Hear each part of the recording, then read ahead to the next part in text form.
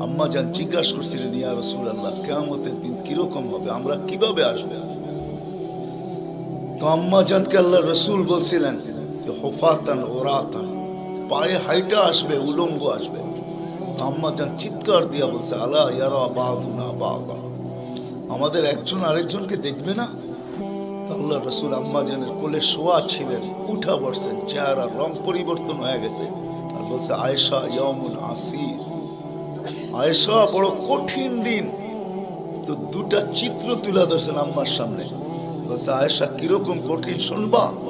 কাআন্নী আনজুরু মূসা মুতালাফফিফুন বিউমুদিল আরশ ওয়া ইয়াকুলু রব্বি লা আসআলুকা আল-ইয়াওমা উম্মি ওয়া লা আসআলুকা আল-ইয়াওমা উখতি আসআলুকা নাফসি নাফসি নাফসি নাফসি।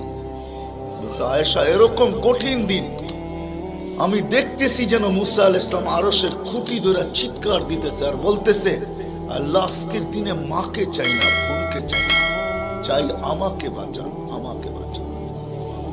কালিমুল্লাহ, যার কিতাবটা আল্লাহ নিজের হাতে লেখছে, কাতাবাত তাওরাত বিয়াদি, যার কিতাব আল্লাহ নিজের হাতে লেখা দিয়েছেন, কালিমুল্লাহ যিনি, আল্লাহর সাথে যিনি কথা বলতেন, যার উপাধি কালিমুল্লাহ, উলুল আজমি মিনার রসুল, 5 জন নবীর ভিতরে একজন যিনি, 5 জন উলুল আজমি মিনার রসুলের ভিতরে। আল্লাহ রসুল বলছে, আয়েশা আরেকটু দৃশ্য বলবো তোমাকে? তো বলছে, ইয়া রাসূলুল্লাহ বলেন। বলছে, ওয়াজিআ বিজাহান্নাম, জাহান্নামকে যখন আনা হবে 70,000 শিকল লাগানো হবে, প্রত্যেকটা করার সাথে 70,000 ফেরেশতা ধরবে, তারপরও জাহান্নাম ছুটবে সব ফেরেশতাদের হাতের থেকে ছুটা নিচে। কিয়ামতের দিন মাঠের দিকে যখন ভাগতে থাকবে, তো জিবরিল আলাইহিস সালাম আল্লাহর পাশে থাকবে, চিৎকার দিয়া বসা পড়বে আর বলবে, রব্বি সাল্লিম সাল্লিম, রব আমাকে বাঁচান, আমাকে বাঁচান। ওই দিন শুধু একজন ব্যক্তিত্ব, আপনার আমার রসূল মুহাম্মদুর রাসূলুল্লাহ সাল্লাল্লাহু আলাইহি ওয়াসাল্লাম শুধু উম্মতি উম্মতি বলে চিৎকার দিবে। আল্লাহ এটাই জবাব দিতেছেন, আনতা তাকুলু উম্মতি, আমি জানি আপনি উম্মতি বলে চিৎকার দিবেন, কেন এখানে শুধু ব্যথা উম্মতের, আর কোনো ব্যথা নেই, কোনো ব্যথা নাই, শুধু ব্যথা উম্মতের ব্যথা। এমন এক ব্যথা দিলের ভিতরে ছিল, তো বলছে আপনি উম্মতি বলে চিৎকার দিবেন, আমি বলবো রহমতি রহমতি, 99 রহমত রাখা আছে, সালতো তা, ওই দিন আপনি চাবেন আমি দিব, শাফি তুসাফা, আপনি সুপারিশ করবেন আমি মঞ্জুর করব। আরেক রিওয়ায়াতে আল্লাহ বন্ধুকে সান্ত্বনা দিয়েছেন, বন্ধু আনা মালিকি ইয়াউমিদ্দিন আনতা সাহিবা ইয়াউমিদ্দিন, আমি কিয়ামতের মালিক বটে কিন্তু বাদশা কিন্তু আপনি, আমি মালিক কিন্তু বাদশা আপনি। ব্যথা ছিল, ব্যথা।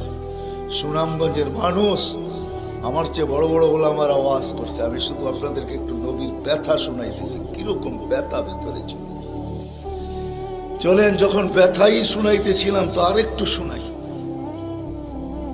প্রথম সিংহায় ফুতে সব ধ্বংস হয়ে যাবে, এটাকে নফখাতুল উলা বলে, কিয়ামত যেটাকে বলে।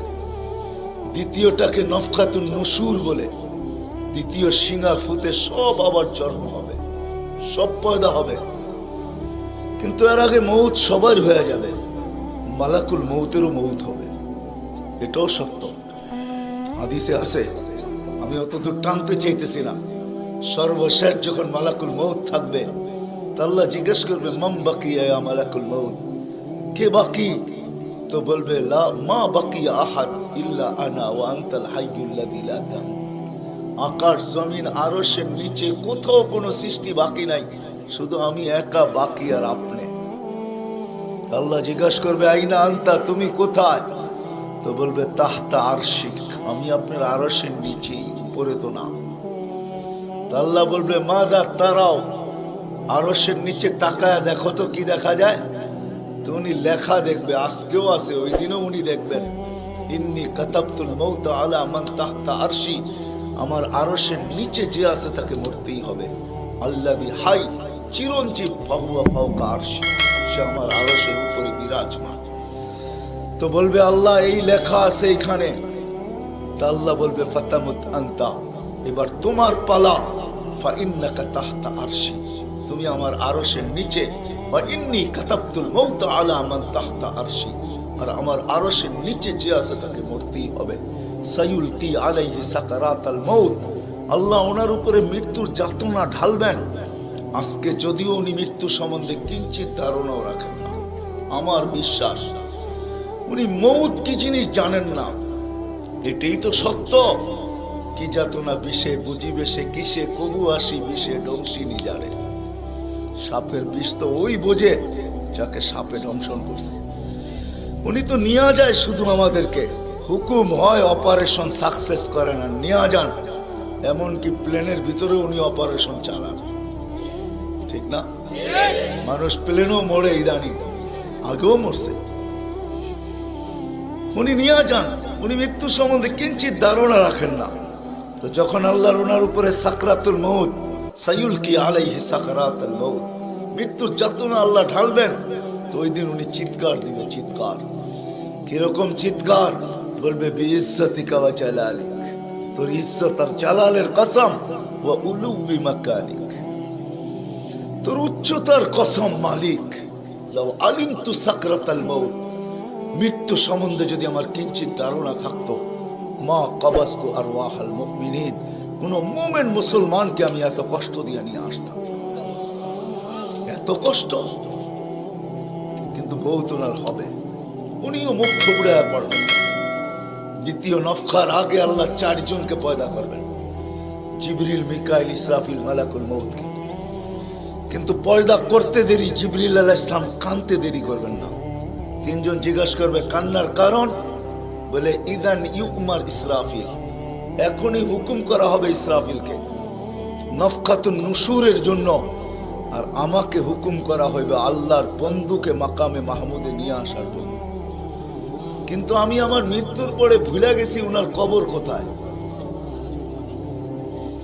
তো 3 জন বলবে সহজ সমাধান, ফাসআলিল আরদা, তুমি জমিনকে জিজ্ঞাসা করো।